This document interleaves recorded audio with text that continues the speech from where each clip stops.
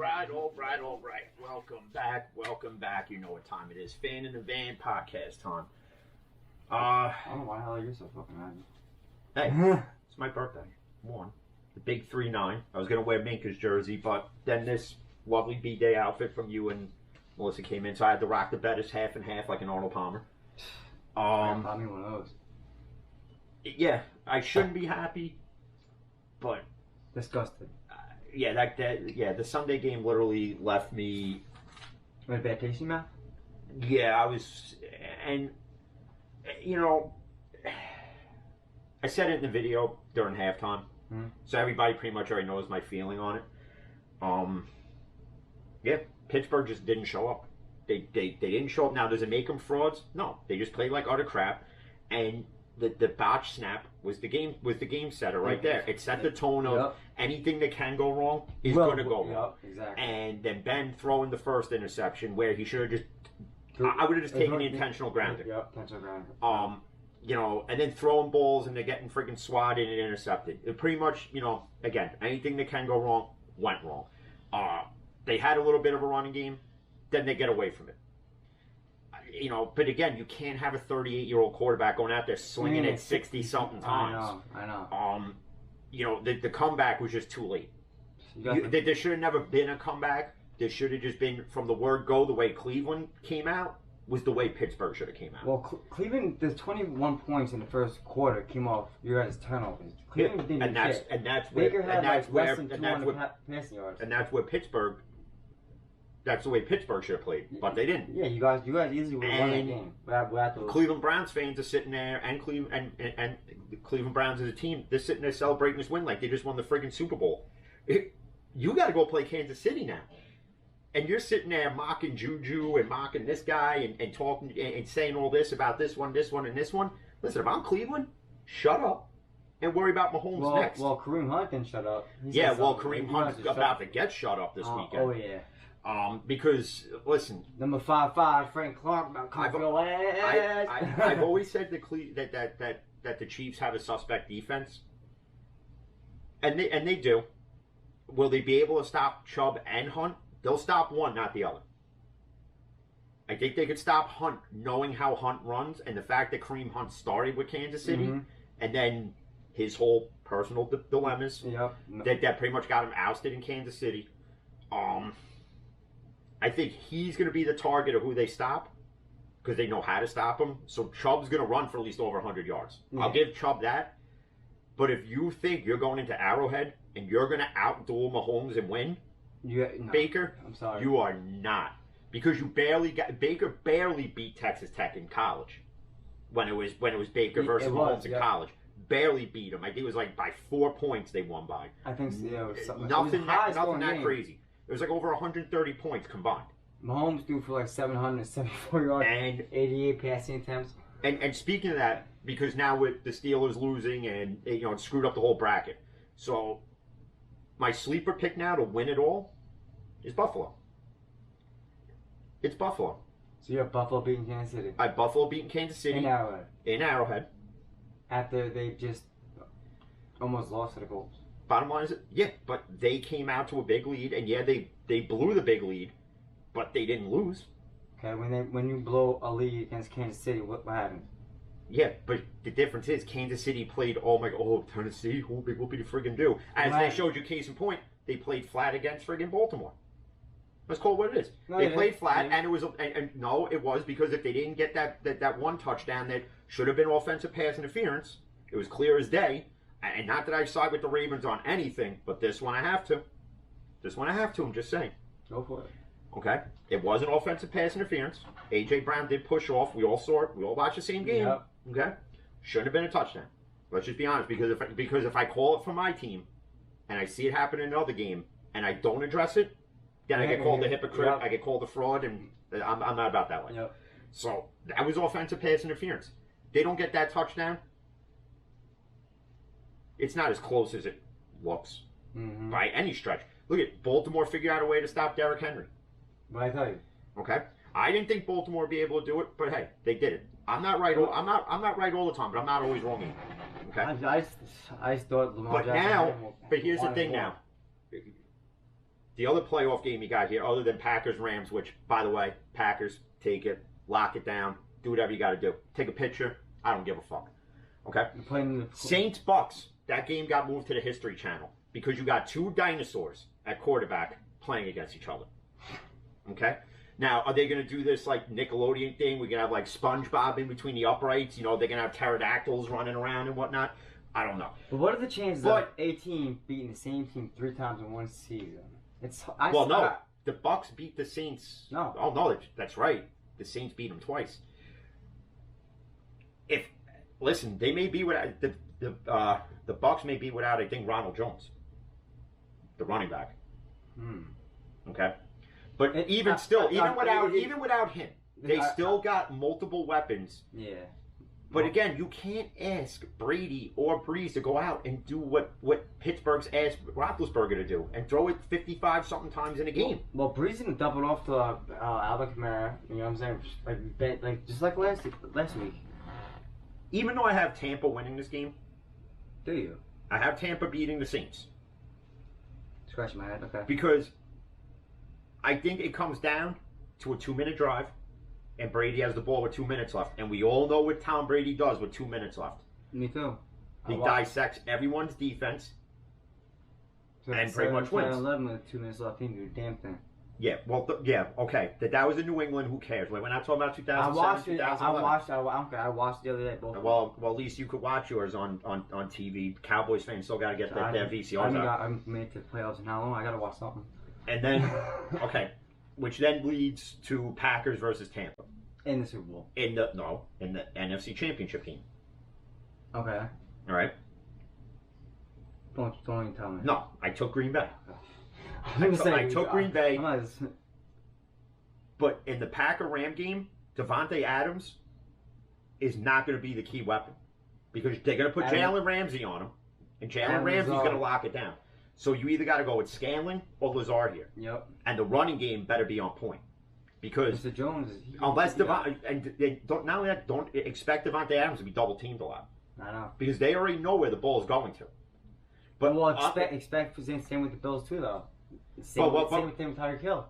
Yeah, but in this game, in the Chiefs-Bill game, here comes the ultimate difference, though. Right? Even though the Chiefs have Hardman and Watkins and Hill and Kelsey, yep. The Chiefs have all them.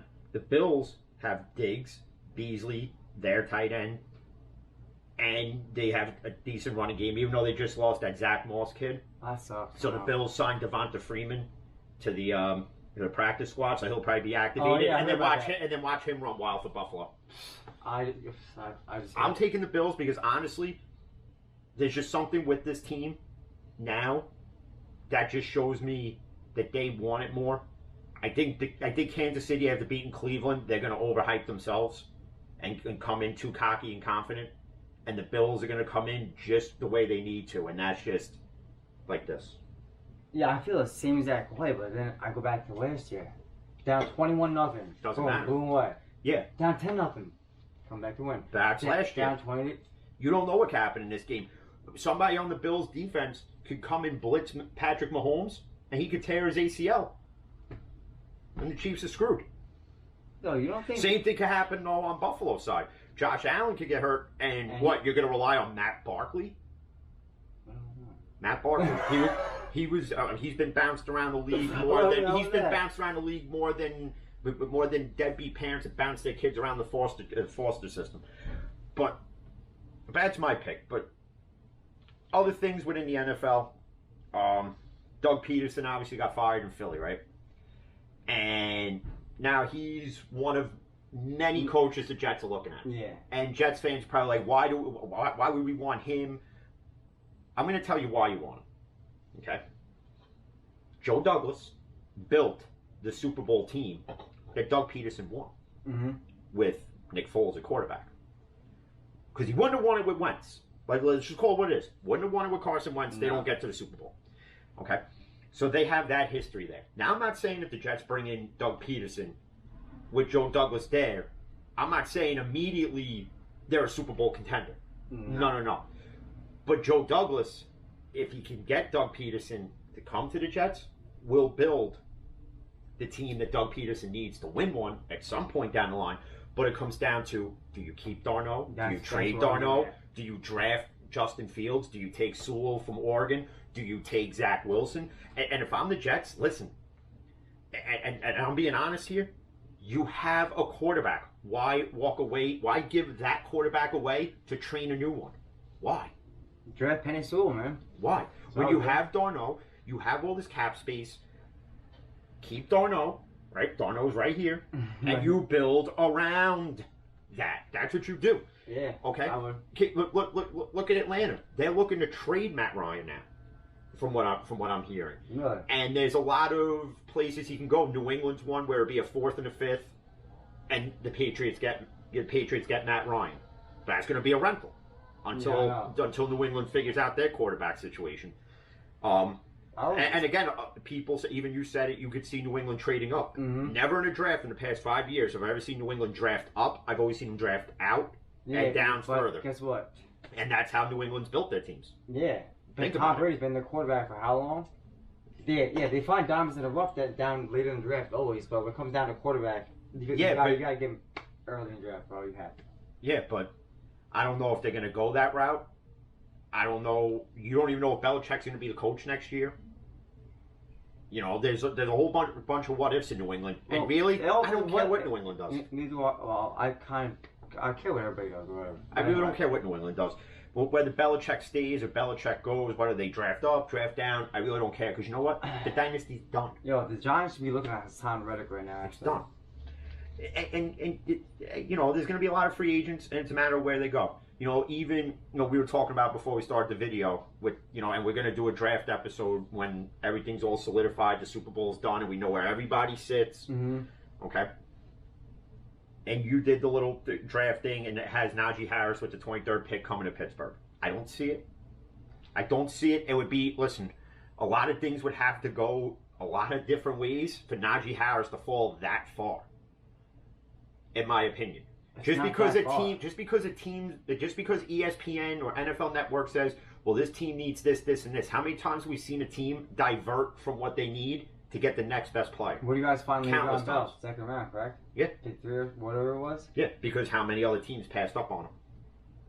Think about it. Exactly my point. Nobody's going to... You mean to tell me if you're Atlanta who needs a running back, and let's say Justin Fields is already off the board, and they can't trade Matt Ryan, so they're going to stick with Matt Ryan for another year. You mean to tell me a team that needs a running back, they're not going to draft Najee Harris? You're a fool if you don't think so. Because if I'm Atlanta, I'm taking him.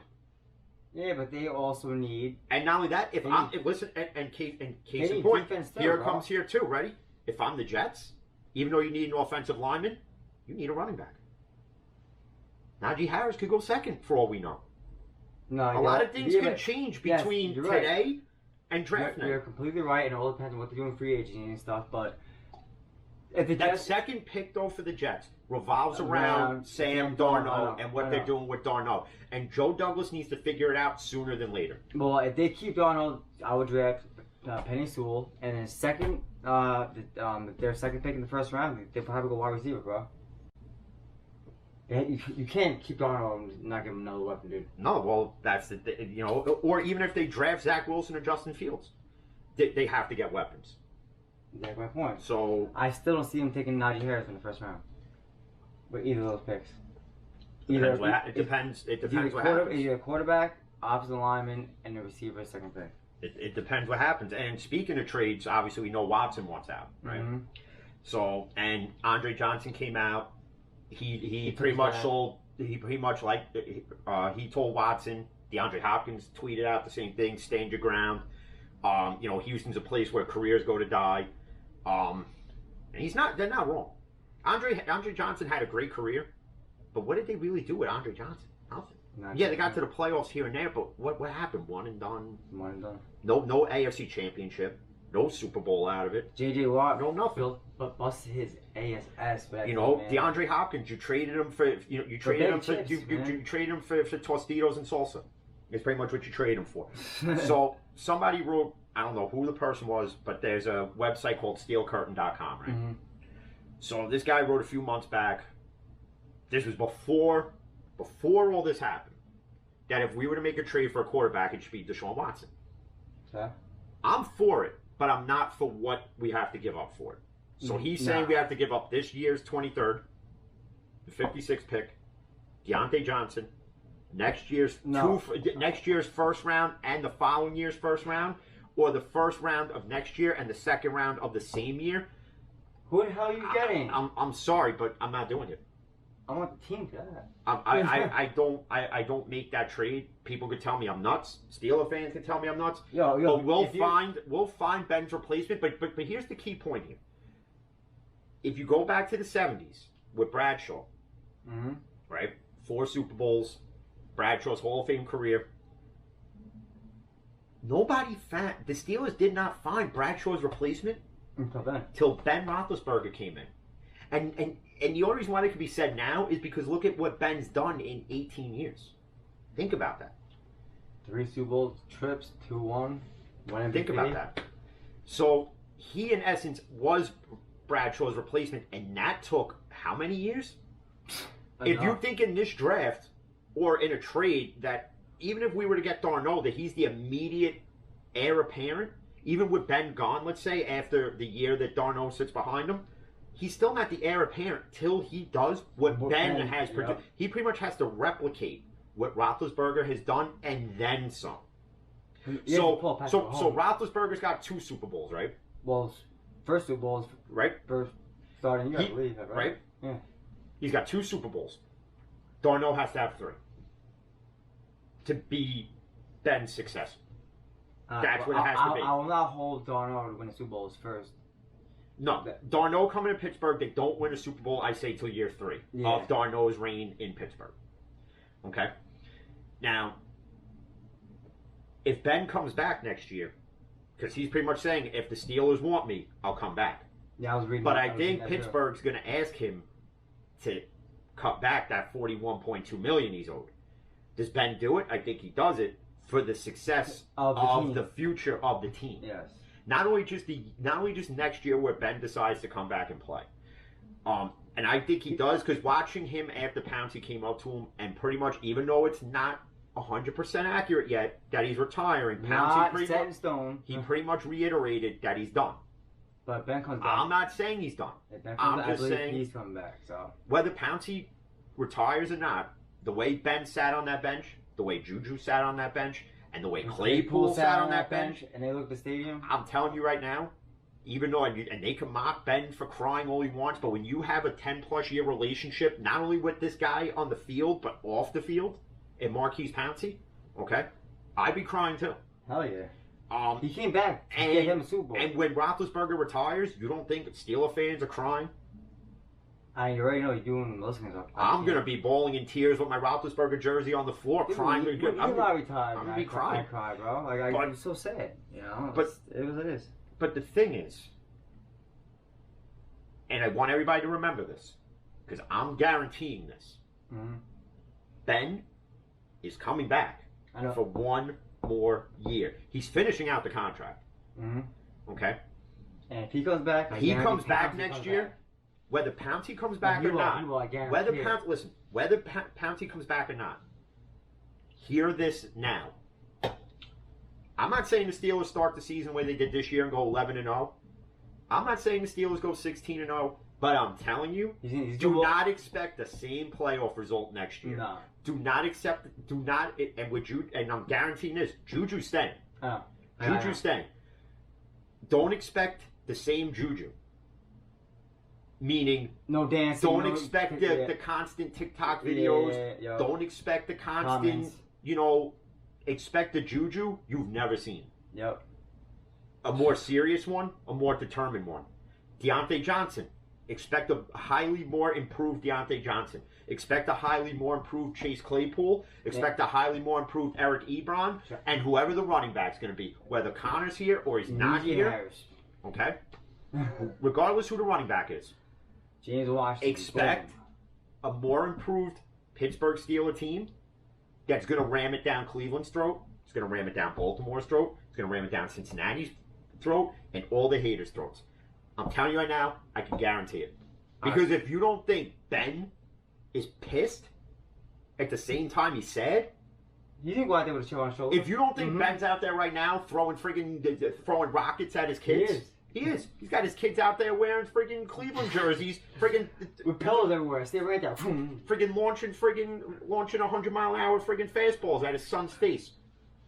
Oh man. I hope he's really not, but if he is, that would be pretty hilarious. It would be pretty funny. But you know.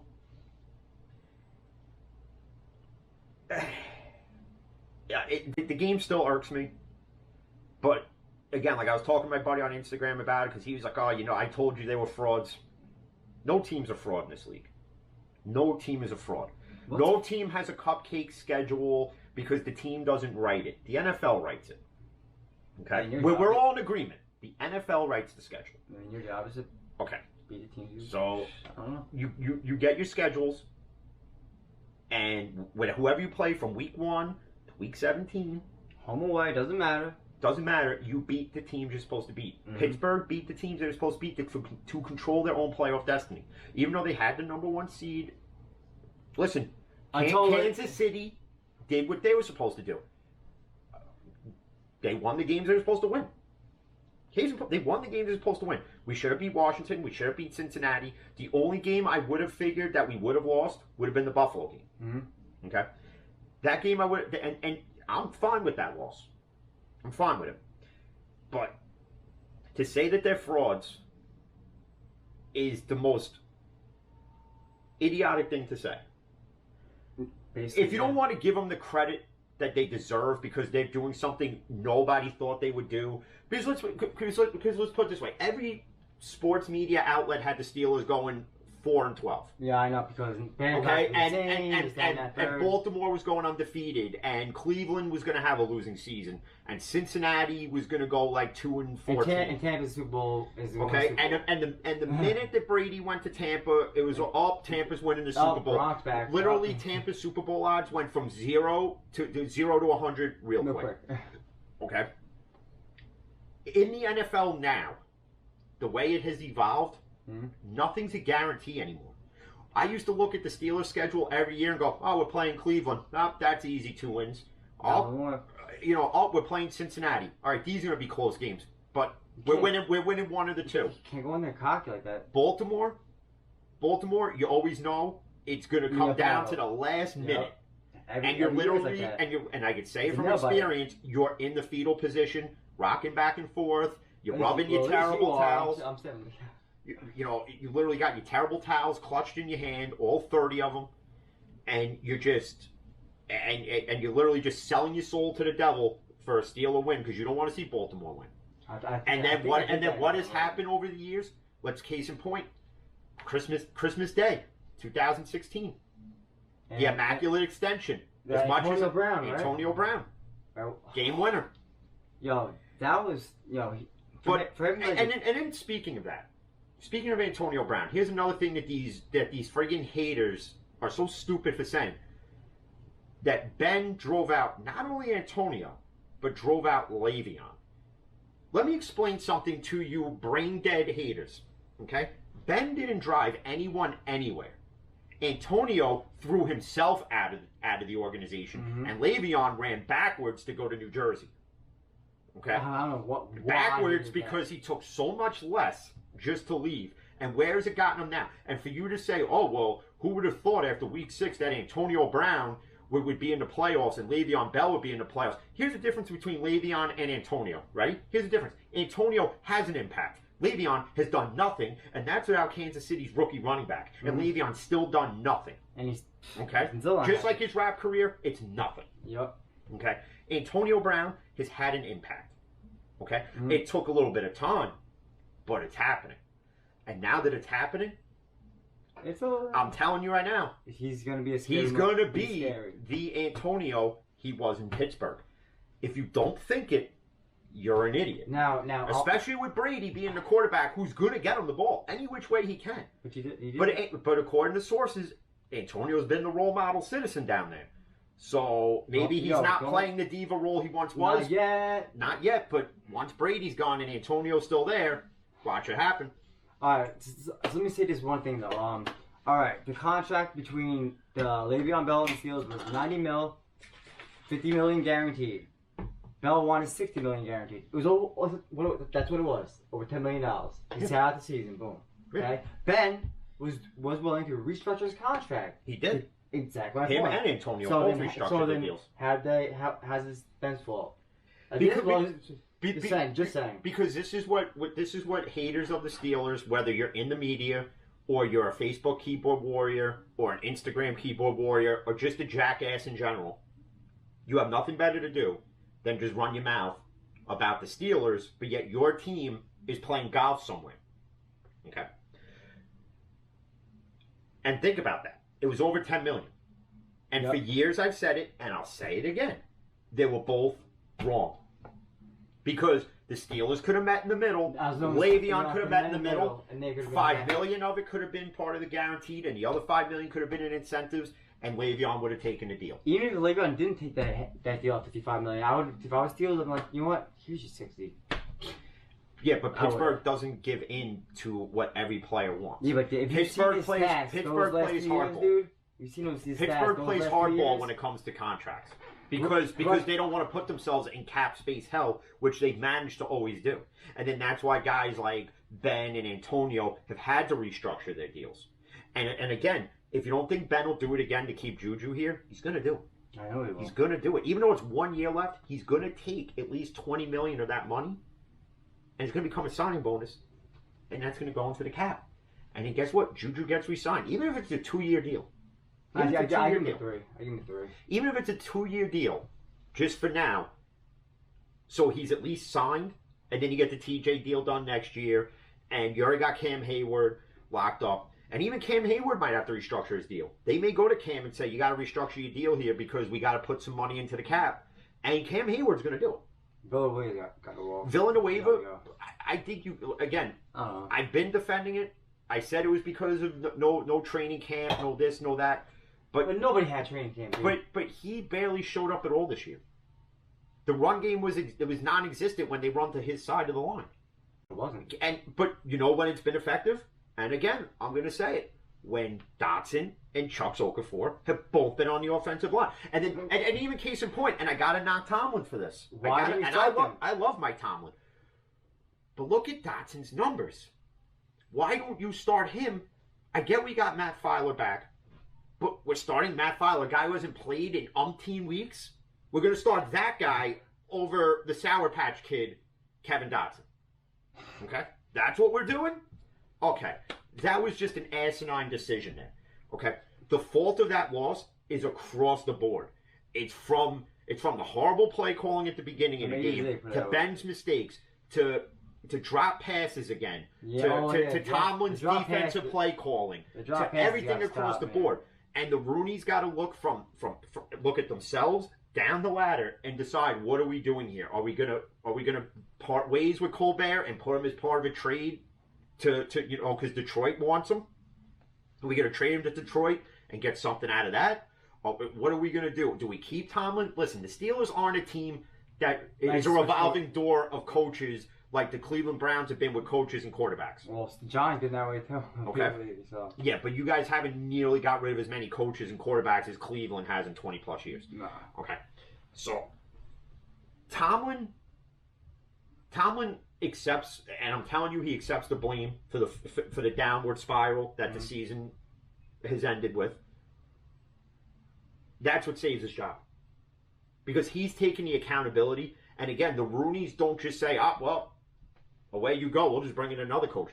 If you think about all the teams in the NFL and how many coaches those other 31 teams have gone through, the Steelers have had 3 coaches. And 2 are in the Hall of Fame. And 1's going into the Hall of Fame. Yep. Okay? Chuck Noll, Bill Cowher, Mike Tomlin. Yep. If you think they're doing away without Mike Tomlin, now they're not going to. They're not, even though it was a 1-year deal to keep him. They're not getting rid of Tomlin. If they do, I'd be very shocked. And you're gonna have all these, supposed Steeler fans, all happy about it, and I don't know why.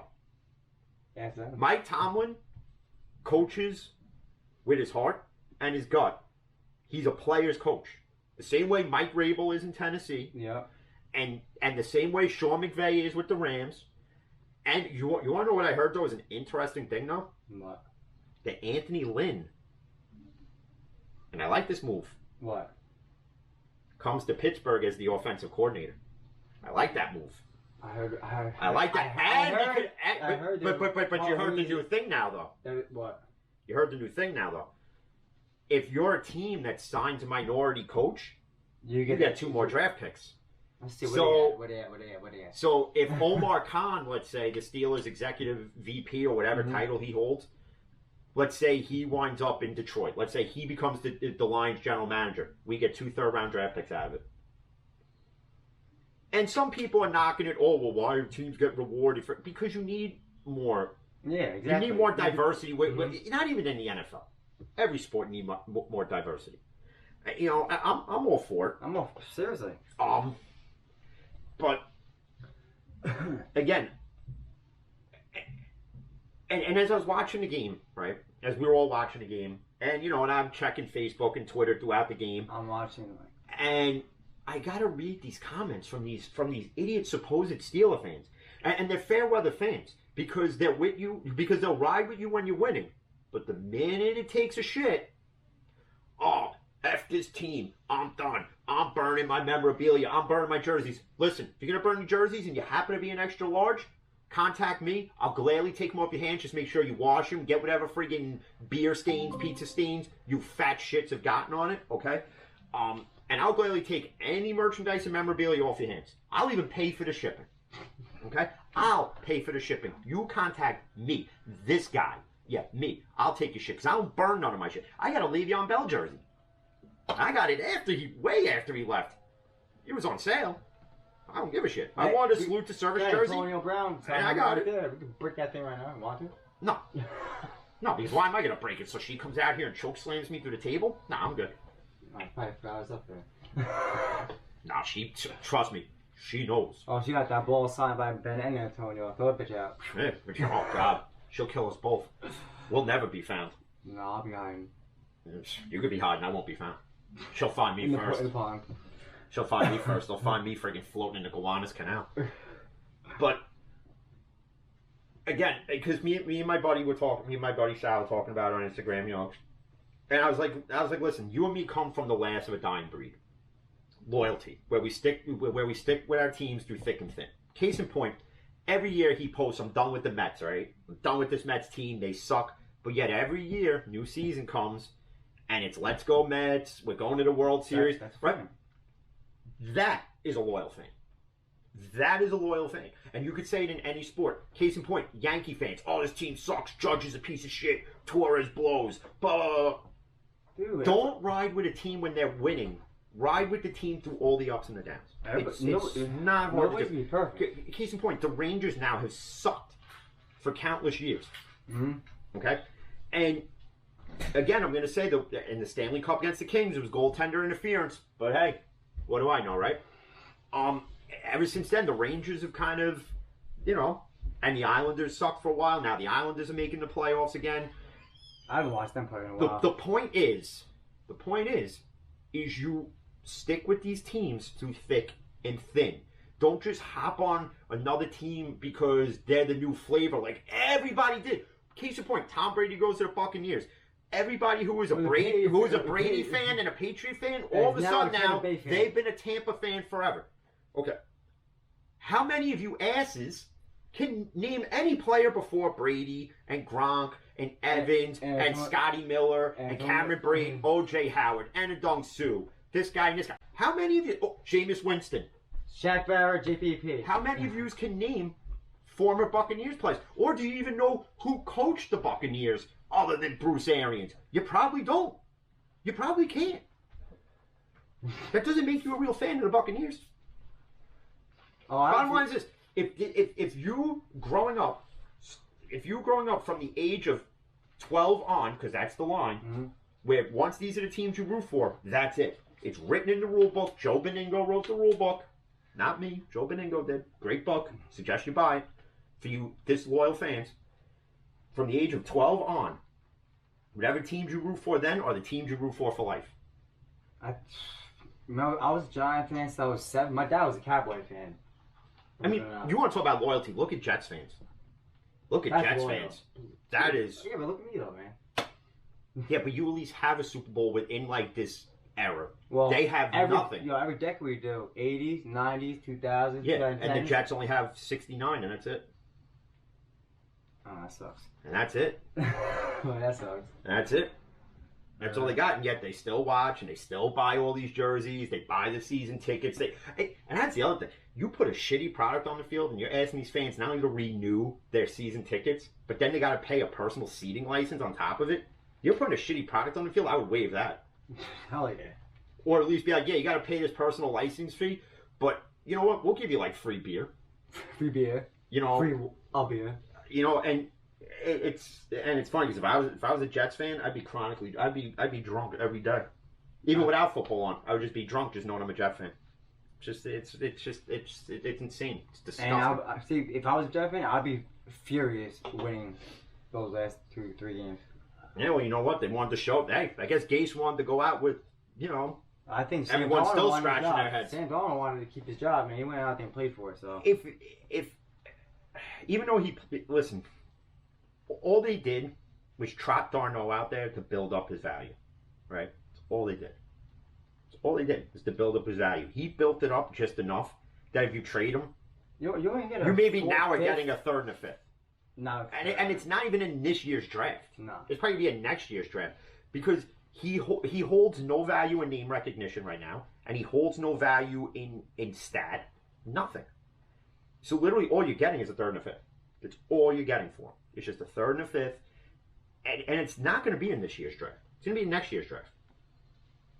If you're a GM that knows how to fleece a team like Colbert managed to do, and like the Jets managed to do with Seattle, with Jamal Adams, which is why the Jets have I think the Jets are actually one of like 2 or 3 teams that have the most draft picks in this year's draft because of that trade. I think 9 or 10. Yeah, because of that trade. Yeah. Which, by the way, had that worked Seattle because Jamal Adams sucked. Let's just call it what it is. Sucked. Okay, he had like 1 or 2 good games. Let's just call it what it is. Oh yeah, he has the most sacks for a defensive back. Yeah, big whoopity do. Guess what? 1 and done against Seattle. Yep. Because again, overhyped coming into the playoffs. Seattle should have won that game. I don't know what happened there, man. Well, case in point, they got beaten by a guy with 4 fingers. With 4 fingers. 4. Because this one's broken. 9 for 19. Well, the Rams defense showed up when it needed to show up, and it made the plays they were supposed to make. That's what Sean McVay probably said. And guess what? But guess what?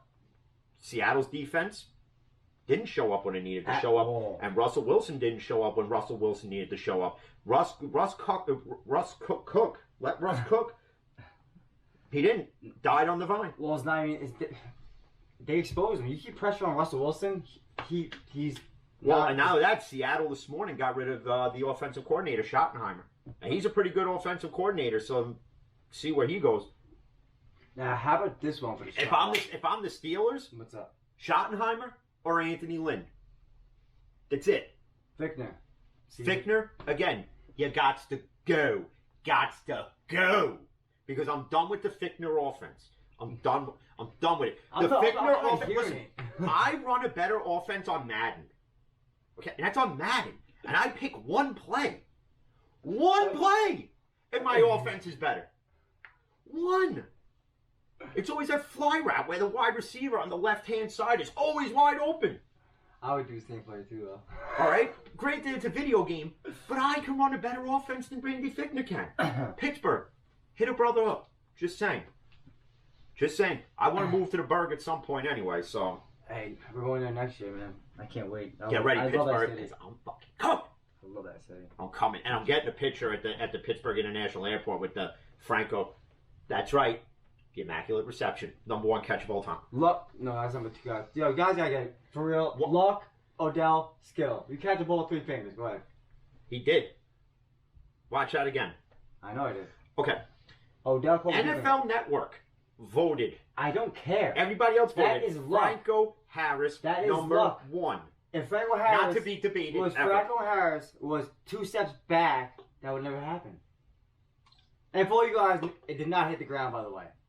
Okay? It didn't. I know. We know it didn't. But a lot of people say it did, but it didn't. I don't care what they say. But I still say second best. I don't care what they say. Luck, skill. Why don't we just call it skill and call it a day?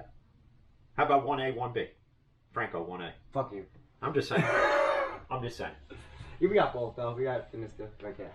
But and then speaking of, I wouldn't say. I guess you could say it's loyalty in basketball with the Kyrie situation. What the? I don't know what is new. Kyrie wanted to team up with Durant. Durant wanted to team up with Kyrie, right? Yeah, they both went to the Nets. Okay, so Kyrie goes to the Nets first. Durant becomes free agent. Durant comes to Brooklyn. They don't have a full season together because Durant was hurt and Kyrie got hurt last year, right? Yeah, yep.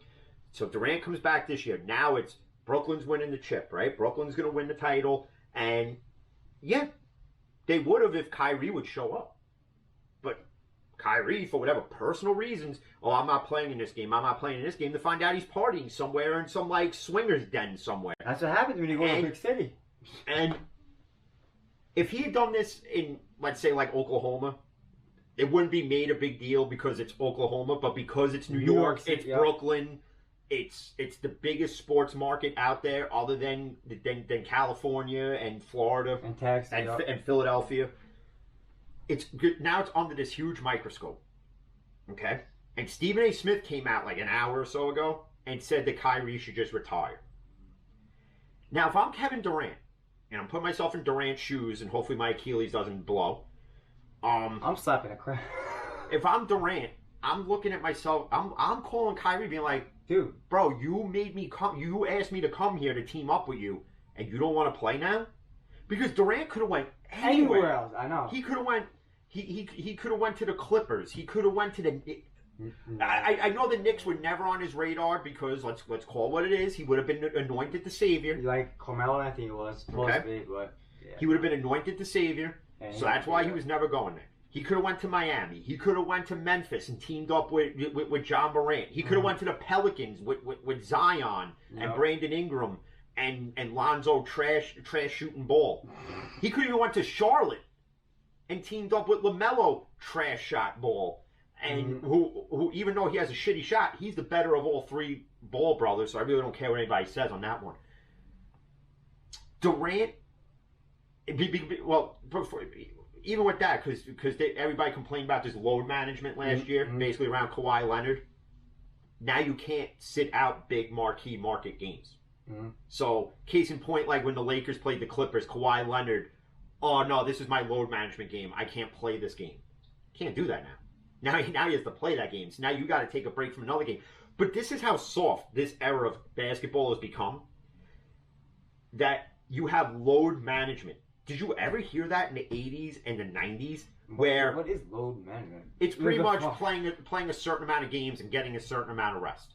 Is what load management is. Oh, I played 3 games in a row, so I have to sit out a 4th. I've never once heard Scottie Pippen, Michael Jordan, Dennis Rodman, Karl Malone, John Stockton, Charles Barkley, Moses Malone, Bill Bradley, this guy, this. I've never heard any of them ever say it.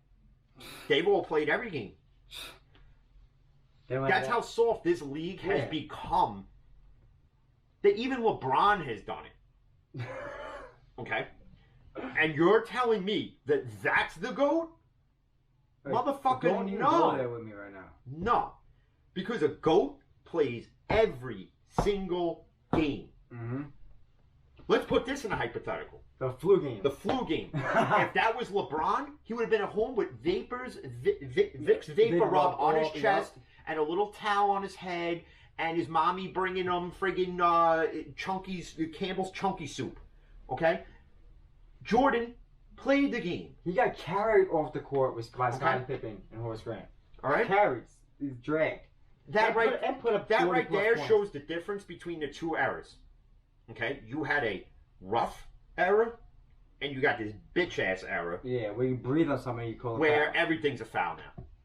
You gotta everything's a foul. And not only that, I was watching the Knick Hornet game the other night, and the officiating in the NBA. Oh, there was a play with Julius Randle and LaMelo Ball both going for, and Julius Randle was dribbling the ball, and something happened, and whatever it was, and both of them kind of got tripped up, but the foul should have been called on LaMelo Ball, right? They called on Julius Randle. Wow. And then they review it, and they still call on Julius Randle. And even Mike Breen and Will Frazier are both saying, They said it, that the NBA officiating to start the year has been so erratic in every game. That there's missed calls, they don't know what they're doing, they don't know what a foul is.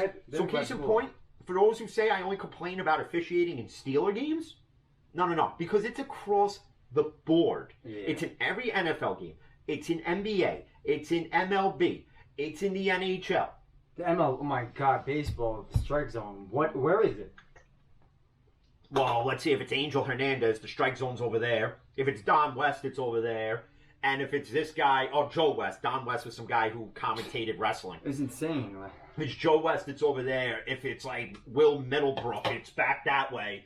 And if it's friggin' whoever else, it's on the Meadowbrook Parkway. Okay? Now, I don't get how hard it is, especially in baseball. It should be clear and simple. It's from the knees to the belt buckle. It's how I was always told the strike zone was. Now, has it changed? And now that it has to change depending on players' height. Yeah. Case in point, Aaron Judge. Aaron Judge is what? Yep. Jose Altuve is a fucking midget. I'm comparing it. Yeah. You understand? But Judge's strike zone is being called the same as if he's somebody who's from 5'8" to 6'2". Exactly. How does that make sense? It does not make sense. His strike zone is literally like down there somewhere. Where I don't know. But that's what they do, and and he has to chase it. And you have other players who get mad about it, and Aaron Judge will make a face, and you think he's going to say something, but then he kind of walks away. He doesn't really let it eat at him the whole game, because then he'll just come back in the next plate appearance and be like, all right, you're going to call this a strike? Now I'm going to swing at it, and what am I going to do? I'm going to drive it 700 yards. That's what I'm going to do. That same shit, I don't give a fuck. If it was yard, I'd be amazed. But, and speaking of the Yankees, the whole LeMahieu thing. I'm not, yo. They I don't know, man. I said they were going to do something. I don't and now I'm kind of leaning the other way because he came out now and said the Yankees are taking their sweet time with matching what he wants. Cashman, get the deal done. Sign this dude. Like, you're gonna because if you lose him to any other team, it'll come back and to haunt you. And I'll have a the stroke. Yankees. I'm gonna have a stroke. And they have to re-sign LeMahieu. They have to re-sign Tanaka. I would bring Brett Gardner back. At least for another year. For one more year. Let him retire as a Yankee. Yeah. I don't think he signs anywhere else if the Yankees don't offer him anything. Oh, he won't. I think he just walks away. You got to try to move the Stanton deal. How you going to do this? I don't care, and I really don't care. Yeah, because now that the Cubs made the trade with the Padres, which would have been the perfect trade partner with the Yankees, because then you would have got Yu Darvish, and you would have got Jason Hayward, and you would have got somebody else, and Craig Kimbrell, and then they would have gotten Stanton. The Yankees would have paid part of the Cubs would have taken that deal.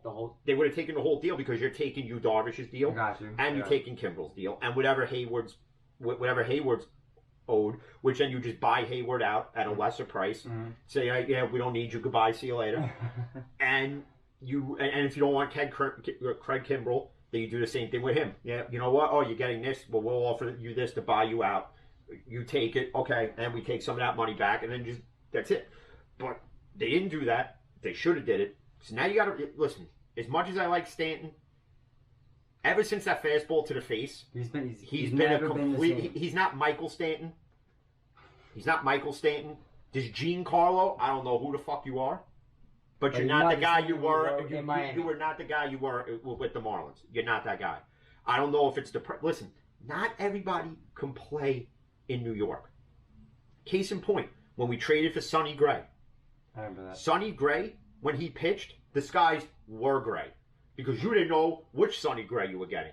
Were you getting the... That's how I feel about Chad Green, bro. Were you getting the Chad Green that could go 7-8 innings and give up 1 run, walk 1 or 2, and strike out 12? Or were you getting the Sonny Gray like A.J. Burnett, where 105 pitches into the 5th inning and you gave up 10 hits and 6 runs and walked 5 and struck out nobody? Okay? The Yankees, all around, they gotta bolster the bullpen. is one because they let Kaline walk, which was stupid. Tommy Kaline? Stupid. And he wound up going to the Dodgers on such a cheap deal. So stupid. Okay? I would have kept him. Okay. So they got to find another piece in the bullpen. 1 or 2 pieces in the bullpen. You got to move the Stanton deal. You got to move it somehow. I don't know how you do it. You do it. You got to sign DJ. Okay? Sign DJ LeMahieu. You got to get another starting pitcher in there. Whether you make the trade with the Reds to get Luis Castillo, or you go and you do the unthinkable and sign Trevor Bauer.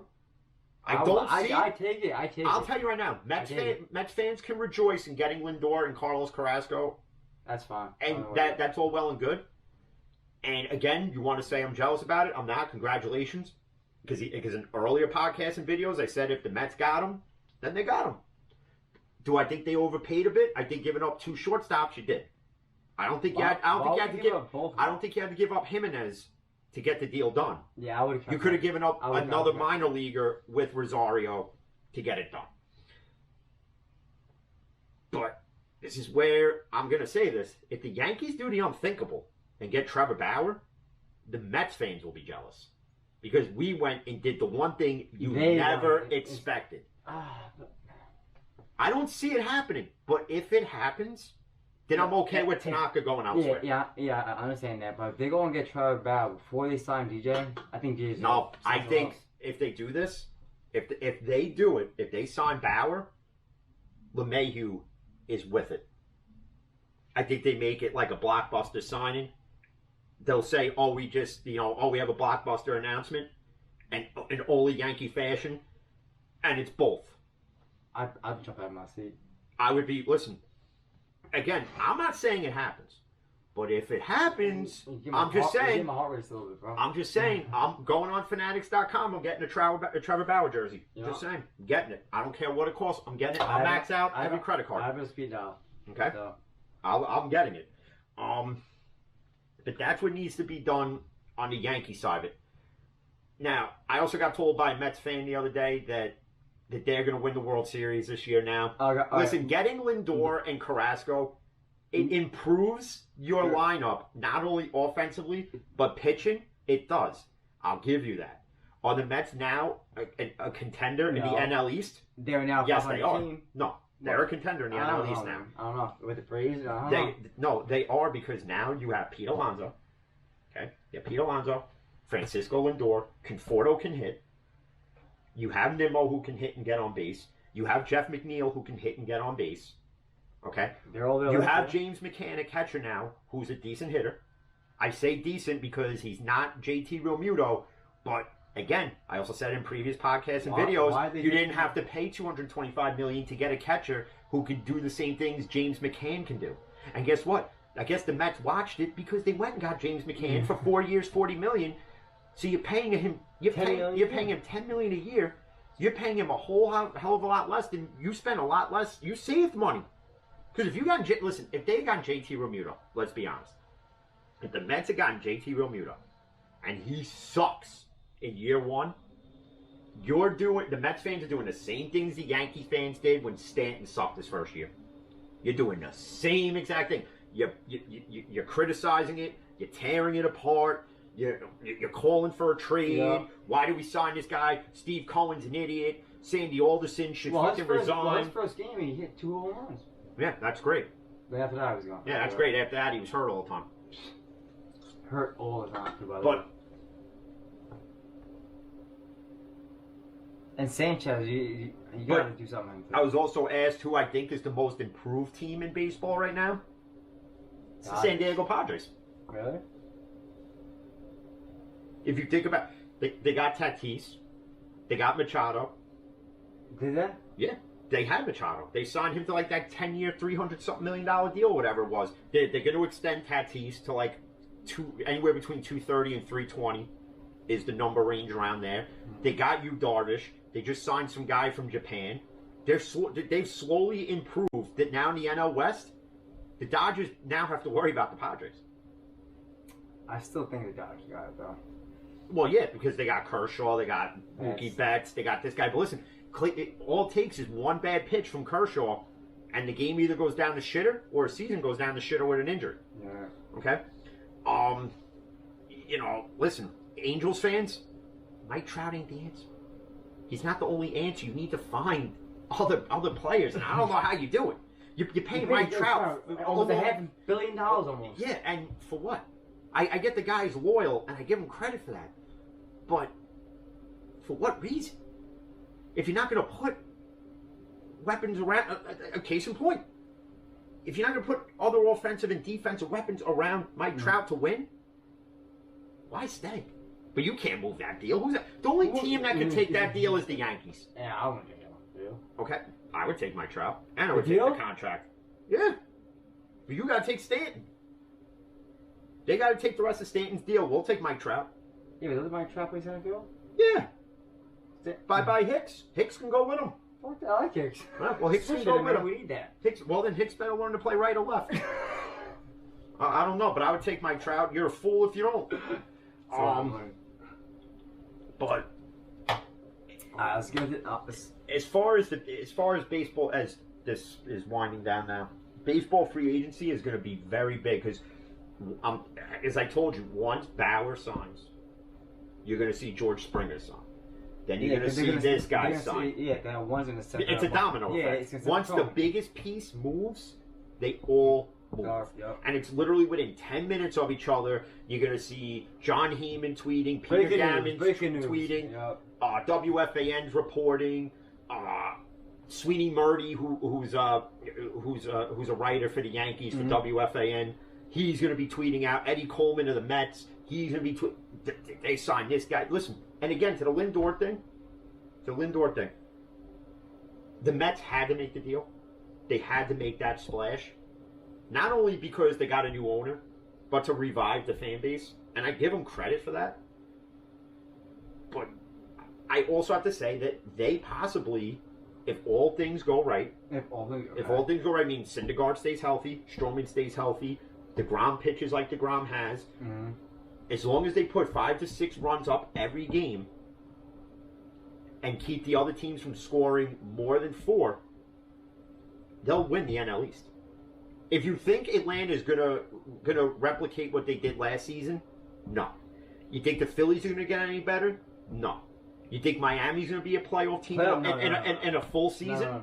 No. Washington? No. No. So the Phillies. I have to say now with this move, the Mets become a serious contender in the NL East. I'm not saying, listen, they're a playoff team now. I'm not saying they go to the NL Championship. I'm not saying they go to the World Series. If they go to the World Series, they're not going to win it.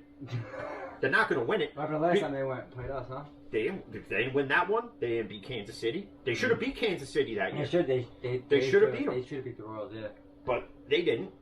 But they're still a piece or two to 3 or 4 away from being that next dynasty in New York.